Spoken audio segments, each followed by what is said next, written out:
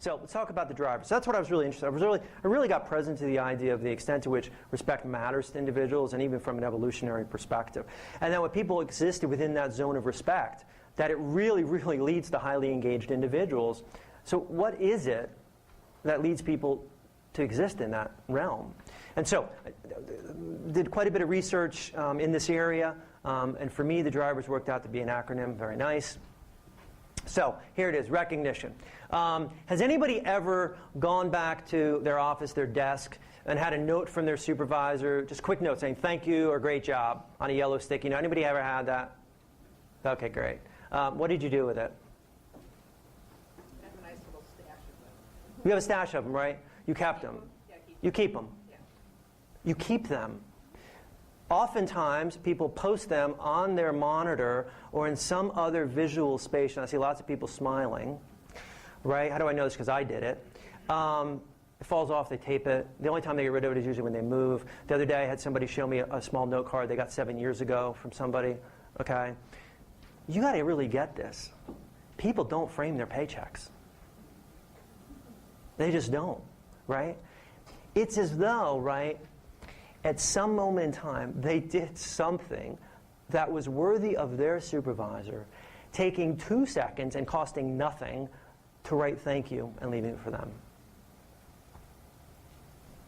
You got to really get that. It's like a monument, a testimony that at some point in time you did something good. That's crazy. That's reflective of how little people are acknowledged for the contributions they make. Now, most of, I think, in this room, a very educated group of people, are familiar with the idea that when we recognize, acknowledge people's contributions, right, it increases the likelihood of their engaging in that behavior in the future. In fact, it increases the likelihood of that behavior occurring in the future unprompted, which is really important because that's called initiative, okay? But we don't do it very often. Why is that? It's because from an evolutionary perspective, we're not wired to pay attention to what's working. We're wired to pay attention to what's not working. So when we go into our department and we see 9 people there, it's supposed to be 10, who do we focus on? Person who's not there, right? And here's one takeaway for you, if take away nothing else, a nugget perhaps. It doesn't matter if it's your employee, your wife, your kids, or your dog, okay? You will never, never get the behavior that you want by focusing on the behavior you don't want. It doesn't work that way. It doesn't. So, okay, example.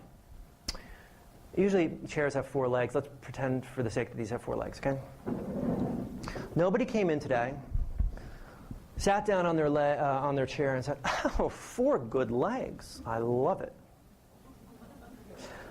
But if you walked in, there were only 3 good legs, you'd have paid attention, right? Because they ain't working. Now, here's the deal. We know, so we kind of get that, right? We can't pay attention to everything, so it's more important from another vision to pay attention to, right, what's not working. You go home, your doors are usually locked. It is locked, you don't pay attention. It's unlocked, you pay attention, right? Your window's open, you pay attention. It's survival kinds of stuff. Got it. Now, here's something that people don't get, though, is that when we fail to recognize and acknowledge performance, right, it actually makes it less likely to occur. And here's the example, which isn't in the book, by the way, because they wouldn't let me put it in the book, which is crazy. Okay. Women in the audience. Your husband, your boyfriend, your partner brings you home a dozen long stem red roses or your favorite flower.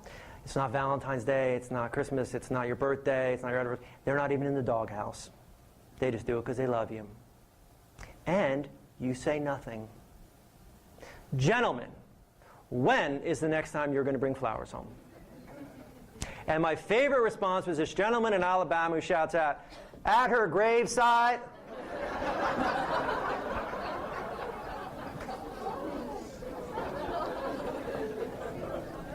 Right, but that's like really true, right? Like this is what happens, right? We ask people to engage in certain behaviors, and then we ignore them, and then we're surprised when they actually don't do it anymore. Right? This is what happens. So there are some very specific, simple ways in which we recognize and acknowledge people. Again, one of the reasons that I wrote the book, by the way, I did a lot of work with the judiciary, different judiciaries. And there was one time I was training a group of presiding judges, the senior judges, okay? I don't normally get nervous, but these are people with gray hair, no hair, and what do they do for a living? They judge. Okay, so I'm like, all right. So I get done with my whole shtick, and this judge raises her hand, and she says, so I really don't get it. She goes, like, how would I show respect to my staff, my clerk? I'm like, really? Wow. So what I got was that people actually don't know, like they get it at sort of a theoretical high level, but people actually don't know what it looks like to actually be respectful. By the way, the higher up in the organization that you move, the lower actually it turns out your kind of emotional intelligence becomes, the less likely that you actually treat others with respect. One reason is because it's less likely you're going to get feedback around that. Okay, so recognition.